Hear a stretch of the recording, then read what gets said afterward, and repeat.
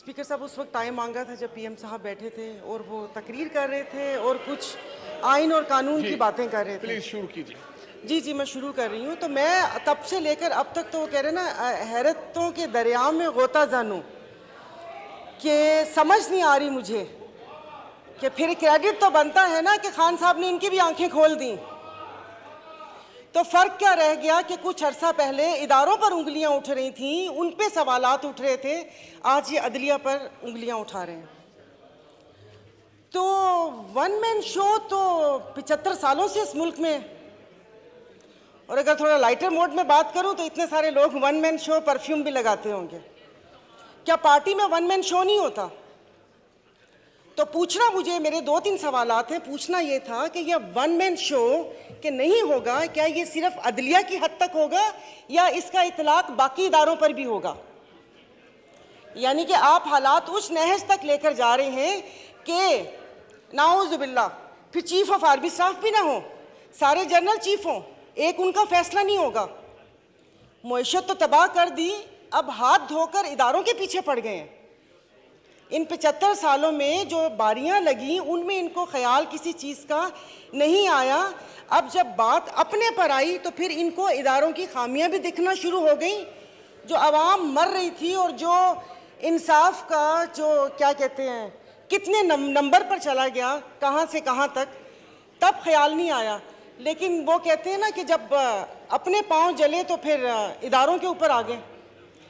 और उस वक्त से मुझे सिर्फ एक बात पूछनी है कि ये जो ऐवान है, ये अवाम का ऐवान है या इनके मसाइल हल करने की जगह है? ये कल भी जब ये स्पीच हुई थी, आपने ज्वाइंट सेशन बुलाया था, मैंने कहा शायद इस बाबरकत महीने में जो अवाम सहर व अफ्तार की लज्जतों से महरूम है, उस महंगाई में पिस रही है, शायद उसकी बात होगी।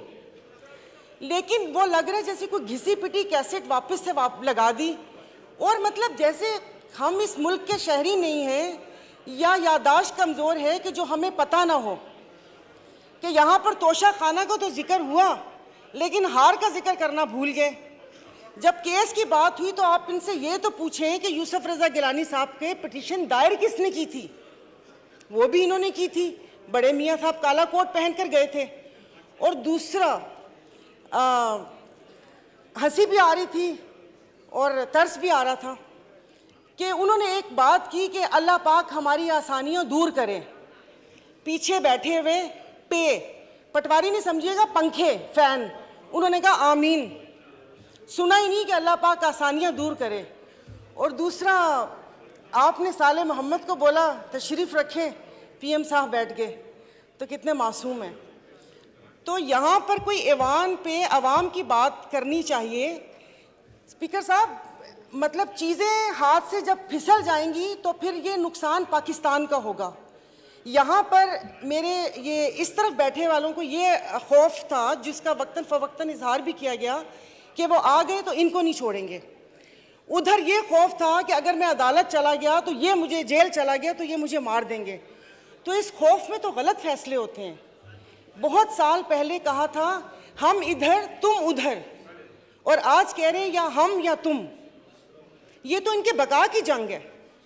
और अगर अफवाजे ये एस्टेब्लिशमेंट के लिए कहा था कि 2018 में रिगिंग करके उनको लाया गया, स्पीकर साहब आपकी तवज्जो जी, तो बकौल इनके कि वो मुसल्लत किया, तो फिर हम अपना लहू किन के हाथों पे तलाश करें? किन के हाथों में अपना लहू तलाश करें? मतलब जो लाने वाले थे इन्होंने छोड़ दिया उनको, यानी कि वो नेक्स्ट टाइम भी वो कोई ऐसी गलती करे और इस मुल्क के ऊपर ऐसी चीज़ें मुसल्लत हों तो उन्होंने छोड़ दिया। तो मेरे ख्याल में कि जो अगली बारी है वो दूसरे इदारे की है। और बाकी अगर यहाँ से वहाँ गए तो वहाँ पर भी उनकी ही मदद शामिल थी, मैं बोल रही हूँ। और अफसोस इस बात का है कि मैं अभी अफ्तार बनाकर आई थी, दागी फलों से तो कोई फ्रूट चाट भी नहीं बनाता, इन्होंने हुकूमत बना दी। तो इनकी किसी बात के ऊपर कोई बिल, कोई चीज़ हमारी मुखालफत है। मैं इस चीज़ को नहीं करूंगी, भले वो किसी की इज्जत और तकरीम का बिल आए या ये बिल आए। और दूसरी बात स्पीकर साहब, यहाँ पर असेंबली ही पूरी नहीं है, आपकी 228 की स्ट्रेंथ ही नहीं है, तो कानून साजी कैसे होगी? इस कटी फटी लुटी फुटी असेंबली से आप ये कानून साजी करेंगे?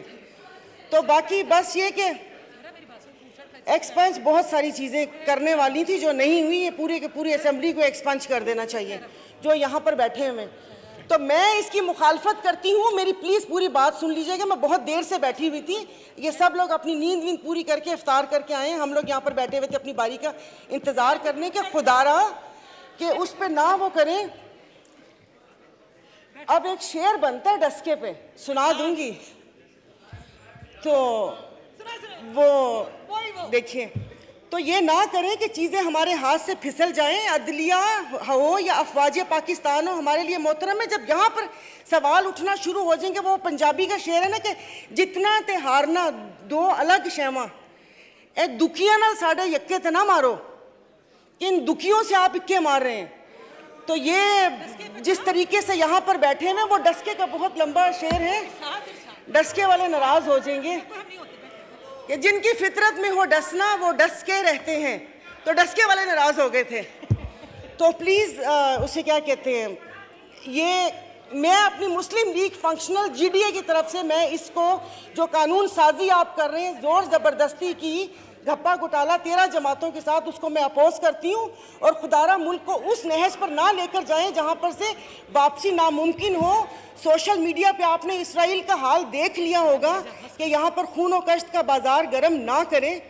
तो अच्छी बात है कि यहाँ मुट्ठी भर जमातों के लिए आप पूरे मुल्क का बेड़ा गर्क ना करें, और किसी अवाम का भी कुछ ख्याल करके उसकी बात वो कर लें। इसाक साहब बैठे हुए जिन्होंने शरबत भी लोगों की पहुंच से दूर कर दिया, उन्होंने को पूछा भी नहीं होगा कि अवाम का क्या हाल है क्या हाल नहीं है। Thank you. बात